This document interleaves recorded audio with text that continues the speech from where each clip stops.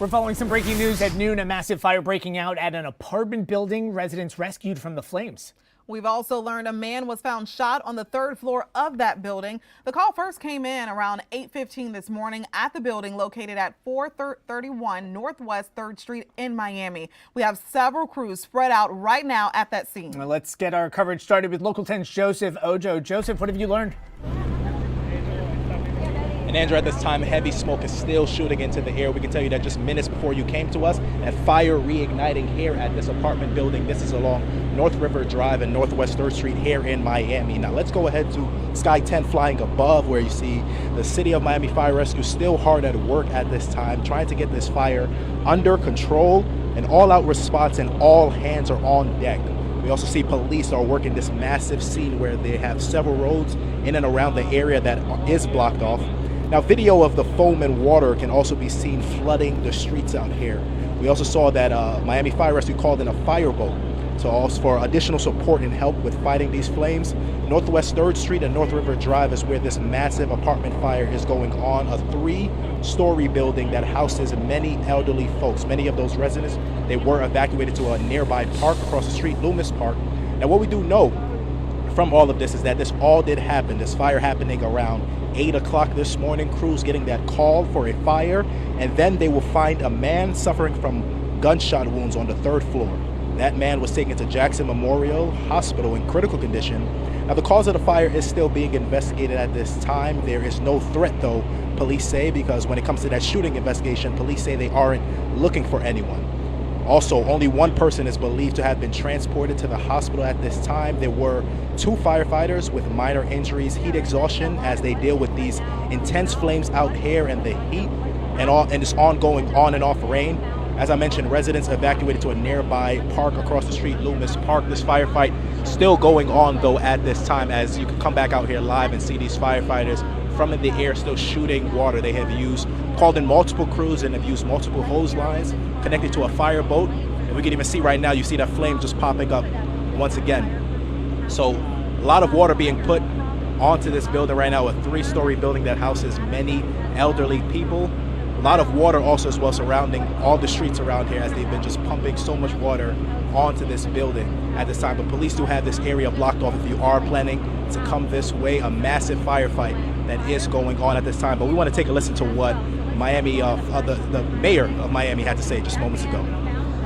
This is what you call a 3-alarm fire, meaning that a tremendous amount of our resources are dedicated. There's multiple points that water's entering into the building. They're trying to contain the fire in a section of the building so it doesn't spread any further. Over 40 units of our department are deployed. As you can see, multiple angles to attack the fire, but this is a 3-alarm fire. We haven't had one in 25 years.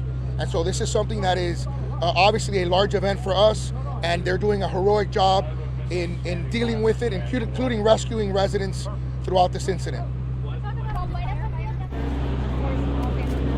And so you just heard it there from Miami's mayor talking about how we haven't seen an event like this in the city of Miami in over 20 years. A massive firefight still going on as we take another look at these live pictures. Smoke just still shooting into the air.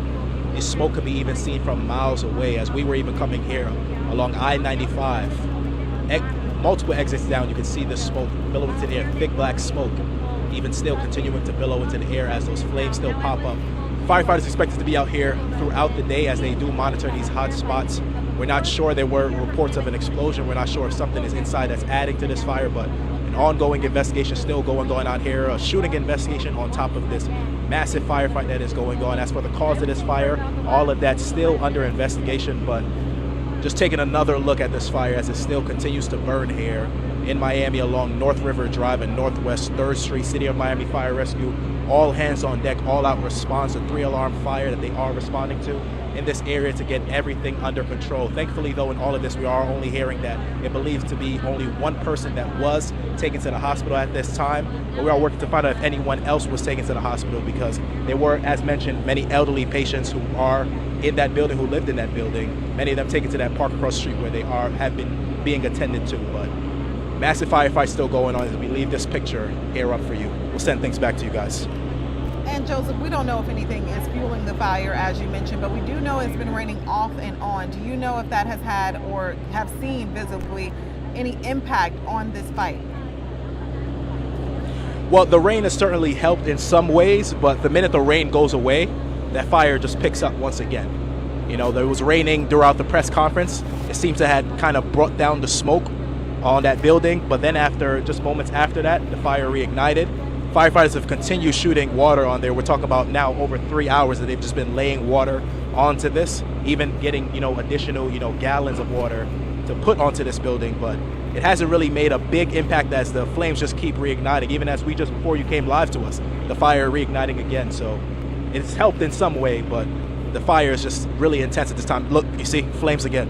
So some fire officials saying they have not seen a fire like this. So many more questions than answers at this point. Joseph, thank you. Our team coverage turns right now to Local 10's Roy Ramos as well. We have reporters fanned out all across the scene. He has the latest on this fire battle. Yeah, pretty obvious this is no small fire. This is a 4-story building that continues to burn, and we're told that it's occupied with elderly patients, which makes the situation much more sensitive. Take a look right here behind me. You can see those firefighters now up at the top of that bucket truck right there, continuing to douse those flames as this fire continues to burn. Now, this obviously a big task and a big challenge for these firefighters. I want to go ahead and pan the camera down. They are obviously working in shifts, and you can see the first shift right there continuing to just take a break and really catch their breath following all of this, because you top this fire on top of the heat that we're experiencing out here and the weather that continues to move through this area, and it makes that challenge, it makes the firefight even more challenging, I should say. Over the past few moments, we have been watching as these firefighters have been strategically trying to surround this building and put this fire out. They've had to fight this fire now defensively, and we just got a chance to hear from officials about why they are having to do that. Take a listen. We're working together with all city entities to make sure that this concludes as safe as possible. We went to a defensive strategy because it is too dangerous for the firefighters to work inside at this point. We're working together with police. We're trying to account for all the number of residents, how many lived in the building. We're working with Red Cross. And as we come back out live, you can see City of Miami Fire Rescue with their boat right there, just continuing to take water out of the Miami River. That's actually the fuel that they are using to put this fire out. They have been battling this blaze since a little after 8 this morning, and you can see that fire continues to burn. I want to go ahead and pan the camera this way, excuse the light here, but you can see how that plume of smoke just continues to billow into the air, and at times we will see it get dark and then it'll lighten as if the fire is appearing to go out for a moment. But then it continues to get dark again, which kind of indicates that there are still hot spots in that building, hot spots that these firefighters are just unable to get to at this time. But as they ignite, they work their hardest to put it out. We're going to continue to monitor the situation out here. We'll send it back to you guys in the studio. And Roy, we've been monitoring this for several hours here on air and online, local10.com. Have you seen any of the residents out there at this point? Obviously, we're told that there are several senior residents that had to be evacuated, pulled from the balconies as well. Is anybody still around? Andrew, yeah, so the majority of the residents that were evacuated from that building have been sent to Lemus Park right here. Now, a few of them have wandered outside of this fenced area. I did get a chance to speak to one gentleman who tells me he was actually sleeping at the time of all of this, and he awoke not because he smelled the smoke, not because he heard the commotion, but because he heard a firefighter knocking at his front door. That's what prompted him to get up, get outside, and that's when he saw all of this. He didn't want to speak with us on camera, obviously still very shaken by all of this, but that, I guarantee, is how the majority of these residents woke up early this morning. But I can tell you the Red Cross is at that park right now, assisting many of the residents on the other side of the building that you're looking at right there. So we're unable to see them from our vantage point, but we can tell you that there are a number of them just trying to get the help that they need at this time. Roy, obviously it's very unusual also that there was somebody found shot on scene as well. Again, so many more questions than answers about what's going on. Have fire officials given you any indication at all that there's some sort of accelerant that's fueling these flames? Because, I mean, this fire spread very quickly. I think it's too early to say. They have not indicated any accelerant or anything of that sort as to what may have caused this blaze. That's obviously part of their investigation. But, when you look at this building, and we'll go ahead and pan over again, you can see that just the structure itself is rather large, so a lot of fuel there for this fire.